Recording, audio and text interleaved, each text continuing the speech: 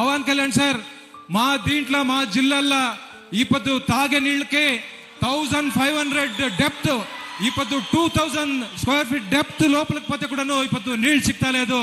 ఆ చిక్కే నీళ్లు కూడాను ఫ్లోరైడ్, హైడ్రోజన్, ಇವತ್ತು యురేనియం కూడాను దాంట్లో కలుస్తా ఉంది.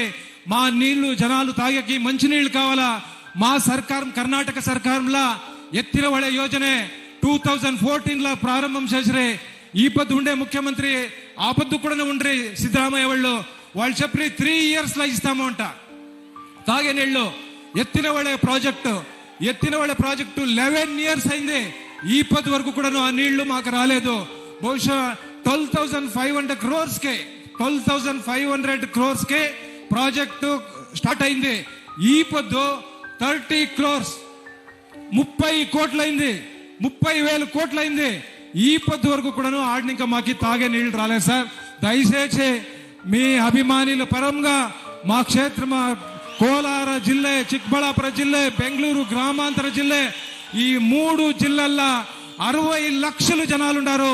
60 లక్షల జనాలు పరంగా మీకు వినంతి చేస్తాను.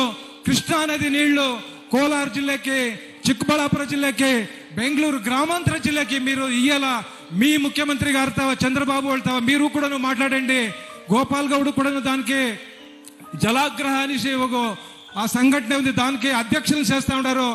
మేము కూడాను కుమారస్వామి వాళ్ళకి, దేవేగౌడ చెప్పి నరేంద్ర మోదీ వాళ్ళతో కూడా మాట్లాడిపిస్తాము. మీ సహకారం ఉండాలా.